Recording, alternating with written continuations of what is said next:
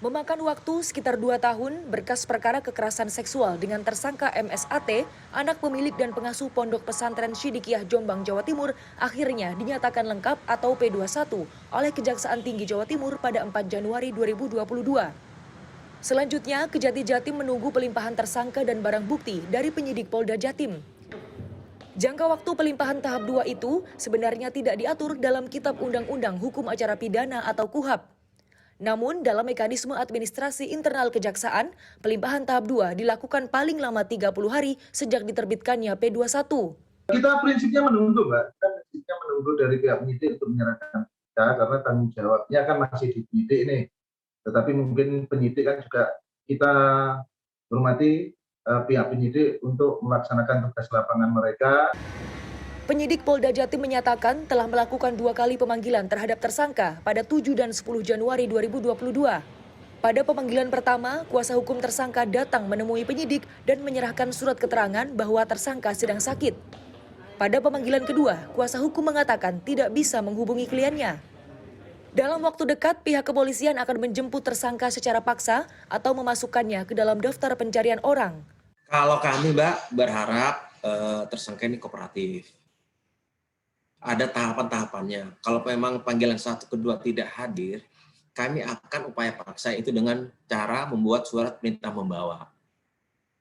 Namun apabila tidak dapat, tidak ditemukan, tidak bisa kami lakukan upaya paksa dengan membawa tersangka, kami akan membuat DPO, daftar pencarian orang tersebut, Mbak.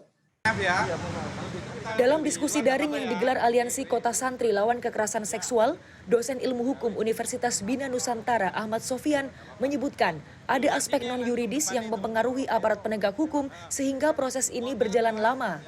Sofyan menafsirkan aspek yuridis pasal 285 dan pasal 294 ayat 2 angka 2E Kitab Undang-Undang Hukum Pidana terpenuhi dalam kasus itu. Nah, untuk membuktikan ancaman kekerasan dari mana?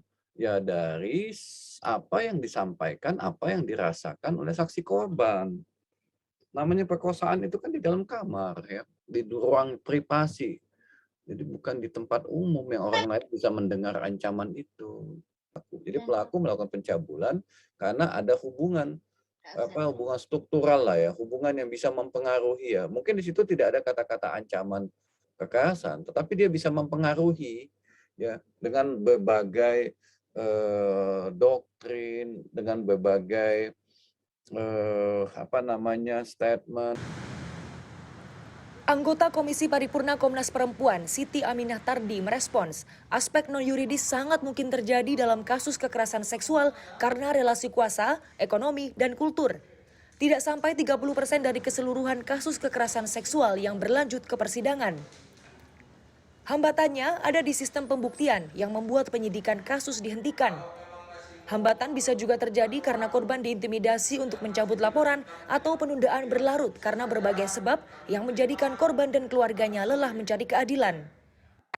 Undang-Undang Nomor 8 Tahun 81 atau KUHAP itu lebih berorientasi pada perlindungan tersangka terdakwa. Tapi tidak ada satu pasal pun atau bahkan bab gitu ya yang memberikan jaminan terhadap hak-hak korban. Sehingga korban yang mengklaim keadilannya lewat sistem peradilan pidana, ia akan ditempatkan sebagai pihak yang bersalah. Dia akan mengalami victim blaming, dia dimintai beban pembuktian. Dalam catatan tahunan Komnas Perempuan, sepanjang 2011 hingga 2019 terjadi lebih dari 46.000 kasus kekerasan seksual di ranah personal dan rumah tangga serta ranah publik. Dari jumlah itu, ada kasus yang berupa pemerkosaan, pelecehan seksual, dan kejahatan siber bernuansa seksual. Sementara kekerasan seksual terhadap anak perempuan melonjak 65% dalam waktu 1 tahun antara 2018 dan 2019.